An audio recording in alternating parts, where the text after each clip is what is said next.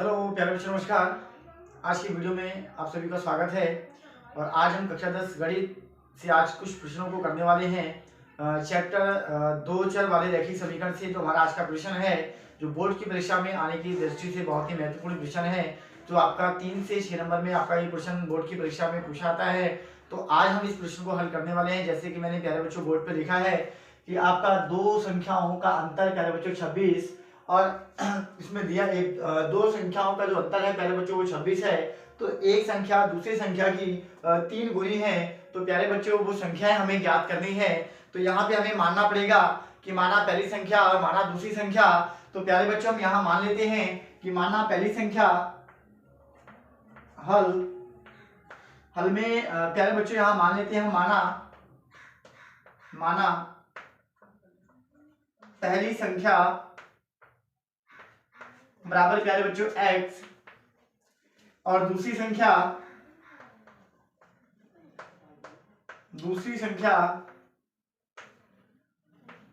प्यारे बच्चों जो हमने y को माना है और हमें दे रखा है कि दो संख्याएं जो हमने मानी है, इन दोनों संख्याओं का जो अंतर है प्यारे बच्चों वो 26 दिया है। तो यहाँ पे हम लिखेंगे प्रथम शर्त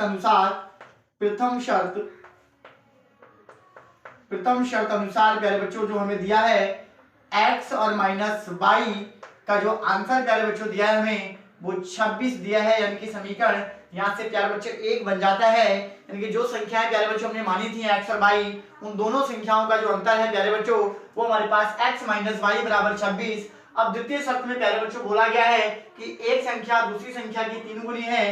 तो यहाँ पे प्यारे बच्चों दूसरी शर्त में क्या होता है प्यारे बच्चों कि एक संख्या प्यारे बच्चों x है और दूसरी संख्या प्यारे बच्चों y है। तो बोला गया है कि एक संख्या मतलब x, दूसरी संख्या आपकी एक संख्या y, दूसरी संख्या x की 3 गुनी है। तो इसका मतलब यहाँ पे जो x हमारा दे रखा है कि आपका जो y है वो y से जो x है वो 3 गुना बड़ा है। तो इन दोनों को प्यारे बच्चों बराबर करने के लिए हम क्या करें यहाँ से कि या तो हम यहाँ से 3 से इसका डिवाइड लगा दें तो आपका बराबर हो जाएगा। अगर डिवाइड ना करें तो यहाँ से हम प्यारे बच्चों गुना लिखा है तो 3 से इसका गुना कर दें तो यहाँ से समीकरण प्यारे बच्चों बन जाता है 2। और इसी प्रकार यहाँ से x का मान भी हमें प्राप्त हो गया है 3y। और अब हम प्यारे बच्चों इस x के मान को अगर समीकरण 1 में रखेंगे तो प्यारे बच्चों हमें y का मान प्राप्त हो जाएगा।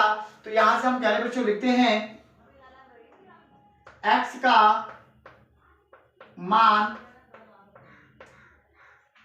समीकरण 1 में रखने पर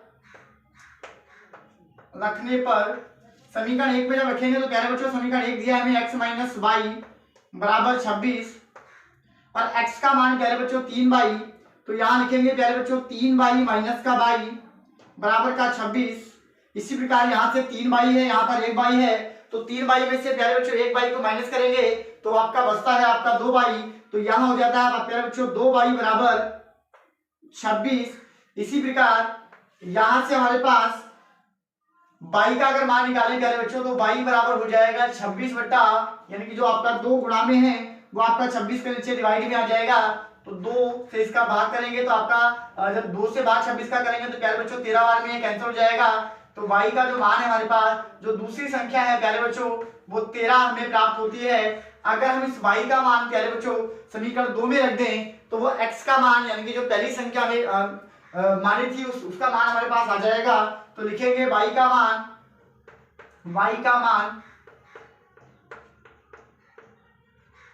समीकरण 2 में रखने पर 2 में रखेंगे मतलब समीकरण में 2 दे रखा है प्यारे बच्चों x बराबर 3y।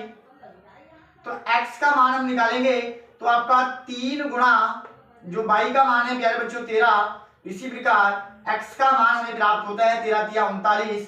तो x और y के हमारे पास दो मान हमें प्राप्त होते हैं। यानी कि अगर इसका देखें तो ये हमारे पास है 39, 13 है आपका x का मान, 13 है आपका प्यारे बच्चों y का मान और 39 है प्यारे बच्चों x का मान जो कि हमें दिया था। यानी कि दूसरी संख्या के लिए पहली संख्या थी वो 3 गुना थी, जैसे कि यहाँ पे देखें तो 13 और x का मान है 39।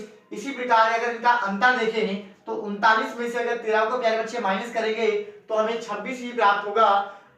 मुझे उम्मीद है वीडियो पसंद आई होगी। अगर वीडियो पसंद आई है तो लाइक करें, कमेंट करें और ज़्यादा से ज़्यादा अपने दोस्तों में से शेयर करें, ताकि हम मिलते हैं नेक्स्ट वीडियो में। तब तक के लिए